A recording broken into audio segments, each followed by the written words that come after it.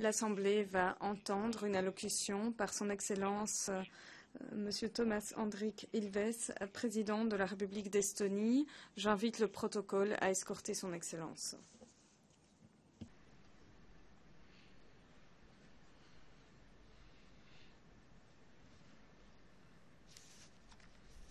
Au nom de l'Assemblée générale, j'ai l'honneur de souhaiter la bienvenue aux Nations unies à son Excellence Monsieur Thomas Hendrik Ilves, président de la République d'Estonie. Je l'invite à prendre la parole devant l'Assemblée.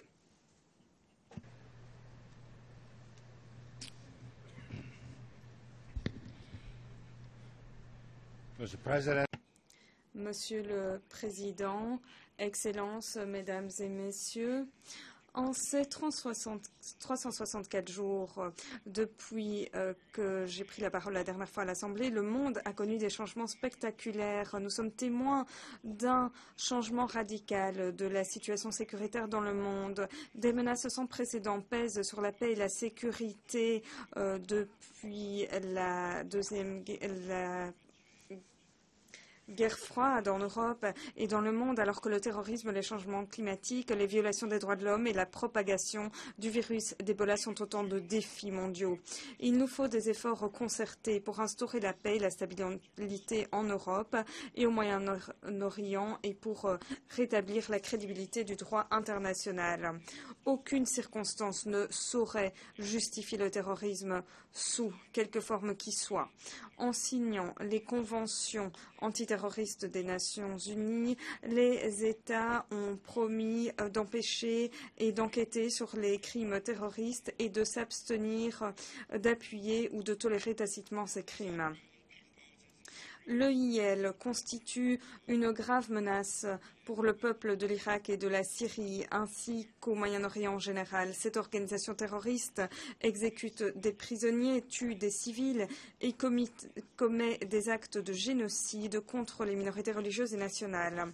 Sa brutalité, ses crimes barbares, son idéologie extrême menacent l'ensemble de l'humanité.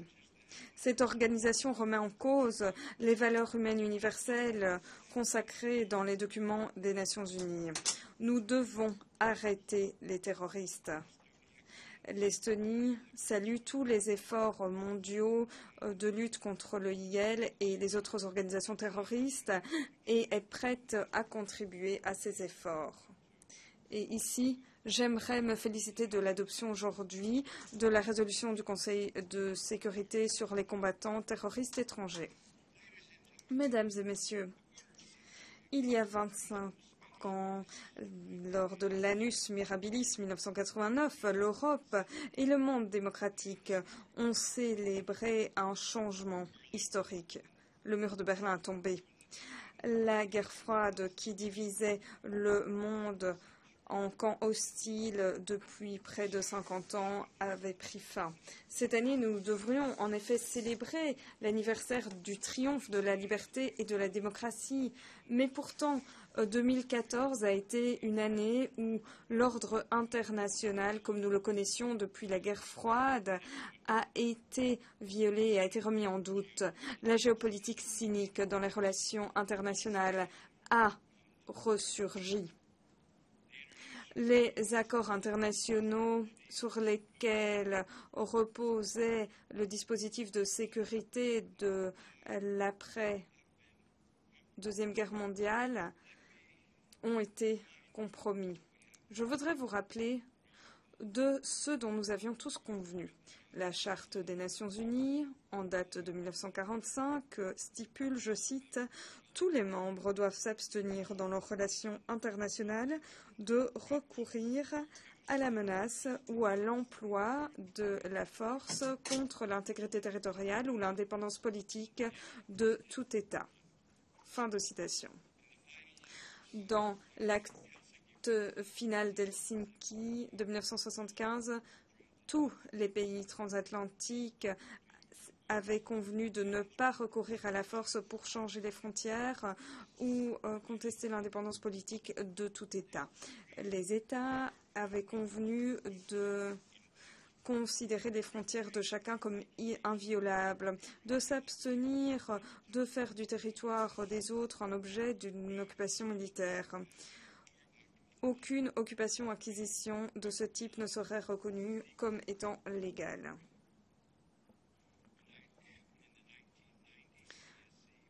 Dans la charte de Paris de la CSCE de 1990 pour une nouvelle Europe, tous les signataires de Vancouver à Vladivostok s'étaient mis d'accord afin de reconnaître pleinement la liberté des États à choisir leurs propres arrangements sécuritaires. En annexant la Crimée et en envahissant l'Est de l'Ukraine, l'un des signataires a enfreint tous ces accords. Nous sommes donc dans un climat sécuritaire tout à fait nouveau et imprévisible. Nous devons faire respecter les accords fondamentaux sur lesquels repose notre paix et notre sécurité. Mesdames et messieurs, la crise ukrainienne n'est pas seulement un conflit entre deux pays. Ce n'est pas seulement une question européenne.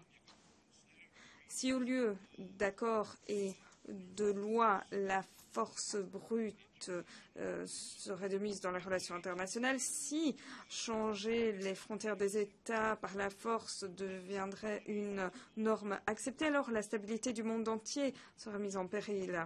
Comme le président Obama l'a dit ce matin, je cite, « C'est une vision d'un monde où la force fait le droit. » Et il a ajouté, « Nous pensons que c'est le droit qui fait la force. » Il en va de même pour l'Estonie. Nous le croyons également.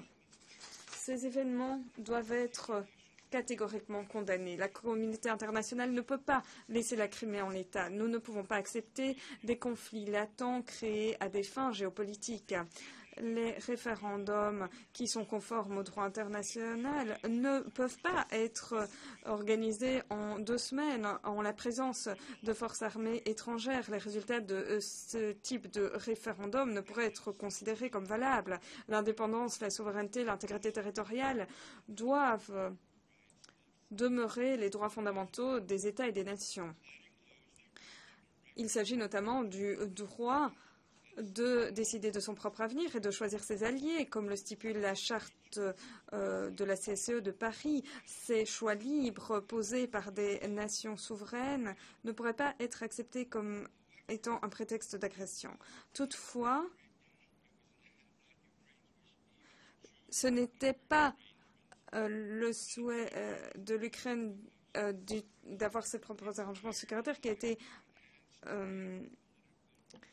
pris comme justification. Son simple désir de conclure un accord avec l'Union européenne avait mené au démembrement du pays. Alors que pouvons-nous faire pour rétablir la validité des accords internationaux?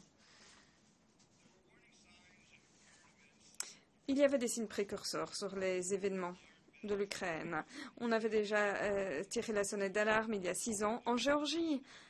Mais peu ont pris la peine d'entendre ce signal d'alarme. Nous devons donc prendre davantage au sérieux la prévention des conflits. Nous devons appuyer les États dans leur choix de la démocratie, de l'état de droit et des droits de l'homme et dans les décisions qui en découlent. Les derniers événements nous contraignent de revoir plus avant le rôle des Nations Unies. Comment les objectifs fondamentaux des Nations Unies, la paix et la sécurité dans le monde pourraient être promus alors que les accords internationaux fondamentaux sont ignorés, les frontières des États sont modifiées et des territoires sont annexés par la force. Nous ne pouvons pas ignorer que le Conseil de sécurité a été paralysé alors que la justice internationale a été manipulée, que de nombreuses crises ont connu une escalade. Le Conseil de sécurité doit être réformé, ses méthodes de travail et ses principes doivent être revus en accordant une attention particulière à l'ouverture, à la reddition de comptes et à la transparence de ces processus. Les membres permanents du Conseil de sécurité des Nations Unies endossent une très lourde responsabilité de garantir la paix internationale. Aucun membre permanent ne devrait abuser de son droit de veto afin de contourner les principes de la Charte des Nations Unies. Mesdames et messieurs, les droits de l'homme demeurent les valeurs qui tiennent le plus à cœur aux Nations Unies. Et là, le respect des droits de l'homme n'est toujours pas la norme. Nous ne pouvons pas accepter les arguments selon lesquels, pour certains pays, les droits de l'homme ne s'appliqueraient pas pour des raisons culturelles. Les droits de l'homme, tels qu'énoncés dans la Déclaration universelle, sont universels, inaliénables et inviolables. Ils reposent sur l'humanité et la dignité de chaque personne. Aucune paix, justice, stabilité ou sécurité ne pourrait être garantie tant que tous les droits fondamentaux de tous les êtres humains ne seront pas respectés, protégés dans tous les pays par tous les gouvernements. Nous devons, de plus, prêter une attention particulière aux droits des groupes les plus vulnérables. Les droits des femmes doivent être protégés partout. Il est impératif que l'autonomisation des femmes et les mesures contre la violence sexiste soient mises en œuvre conformément à la résolution 1325. Nous devons respecter les droits des enfants et des minorités, ainsi que des peuples autochtones. Nous devons prendre soin des personnes qui ont des besoins particuliers. La liberté de parole demeure un droit crucial. Certains États ont essayé de freiner le flux d'informations sur l'Internet et cela doit être empêché. L'Internet doit demeurer une plateforme universelle avec un échange d'informations libre. L'Estonie est fière d'être un des membres fondateurs de la Freedom Online Coalition, une communauté de 23 nations attachée à promouvoir la liberté de parole sur l'Internet. Il s'agit d'une initiative mondiale qui rassemble des gouvernements, des ONG, des entrepreneurs et des centres de réflexion. En avril dernier, cette coalition s'est réunie dans notre capitale et a adopté le programme de Tallinn, une déclaration qui exprimait notre conviction partagée selon laquelle chaque être humain a le droit aux mêmes droits et libertés sur l'Internet et en dehors. L'Internet est le moteur de la croissance économique et est un outil clé de développement. Depuis les années 1990, c'est devenu un réseau mondial qu'utilisent près de 3 milliards de personnes. Et le milliard prochain d'utilisateurs de l'Internet viendra des pays en développement. Le programme de développement pour l'après 2015 devrait prendre en compte l'importance des nouvelles technologies et des services électroniques en tant que contribution majeure à la sécurité et à la prospérité du monde. Alors que nous sommes de plus en plus dépendants des services numériques au quotidien, nous sommes également plus à la merci des cyberattaques. La sécurité sur l'Internet est essentielle non seulement afin de protéger les droits, mais également pour la prospérité économique. Les attaques sur l'Internet peuvent paralyser des services fondamentaux, des infrastructures et créer de nombreux dégâts économiques. Limiter l'accès ou censurer le contenu de l'Internet n'est cependant pas la réponse à cette insécurité sur l'Internet.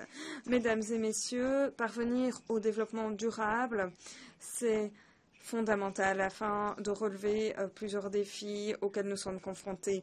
Même dans le climat sécuritaire fragile d'aujourd'hui, nous devons prendre soin de l'avenir de notre planète et œuvrer à construire un monde où tout le monde pourrait vivre dans la dignité, à l'abri de la pauvreté, de la violence et de l'exclusion.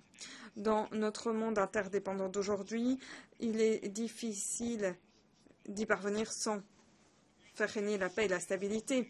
Le monde fait face également aujourd'hui à une épidémie d'un virus mortel. Ce n'est plus seulement une préoccupation locale de quelques pays.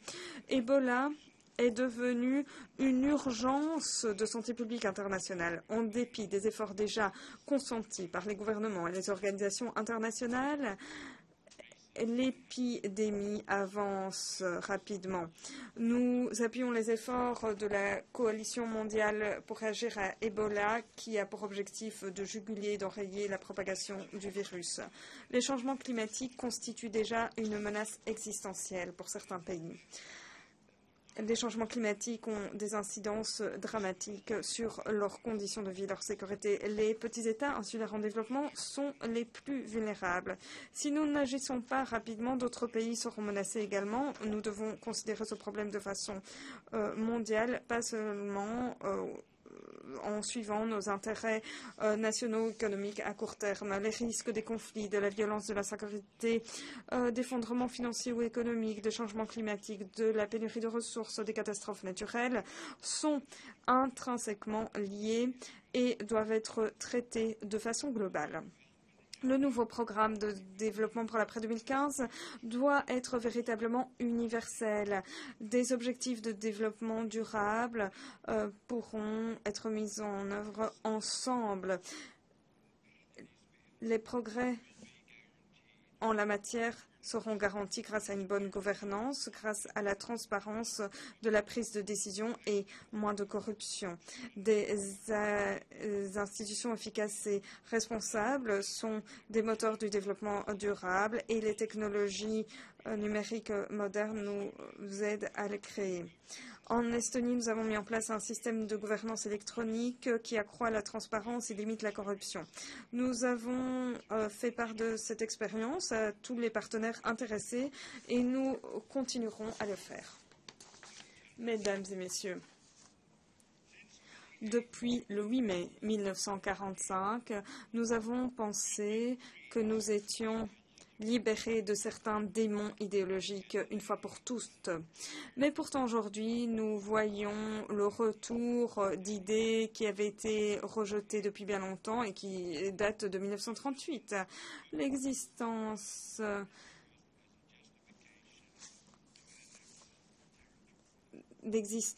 de différents facteurs ont été utilisés comme justification pour annexer des territoires et ça c'est en 2014, pas seulement en 1938. Nous avons donc été les témoins du retour de l'idéologie, de la haine, des mensonges, de la propagande. Nous devons condamner très clairement le nationalisme extrême, l'homophobie, la xénophobie et l'extrémisme religieux. Nous devons réaffirmer les valeurs que les Nations Unies doivent protéger. Les Nations Unies, un instrument mondial sans pareil pour la sécurité et la paix, doivent réussir là où la Ligue des Nations avait échoué. N'oublions pas, il y a 75 ans, le 23 août, un pacte a été conclu entre l'Allemagne d'Hitler et l'URSS de Staline afin de diviser l'Europe de l'Est en leur sphère d'influence. Une semaine plus tard, le 1er septembre, Hitler s'en prenait à la Pologne. Le 17 septembre, l'Union soviétique, qui était l'allié alors d'Hitler, a également attaqué la Pologne et la Deuxième Guerre mondiale avait commencé. Le 31 août de cette année, cela fera 20 ans que les forces d'occupation ont quitté l'Estonie. Des troupes qui étaient présentes dans notre pays à la suite de ce pacte entre Staline et Hitler. Mais quelques jours plus tard, le 5 septembre, un policier estonien a été enlevé par les services sécuritaires étrangers sur le territoire de notre pays, a été pris par force à Moscou, où il est toujours retenu dans la prison odieuse de Lefortovo. Nous ne pouvons permettre à personne de diviser les pays en sphères d'influence. La communauté des nations ne sera en sécurité que lorsque ses plus petits membres se sont en sécurité. Nous ne pouvons pas accepter des menaces ou de l'intimidation dans les relations internationales du XXIe siècle. Nous ne pouvons bénéficier de la paix, de la sécurité ou de la prospérité en Europe ou dans le monde tant que nous n'aurons pas trouvé un moyen de faire valoir les accords que nous avons tous signés. Merci de votre attention.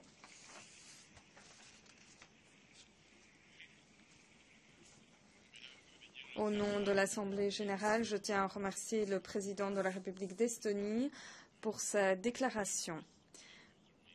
J'invite les représentants à rester assis alors que le président va quitter la salle.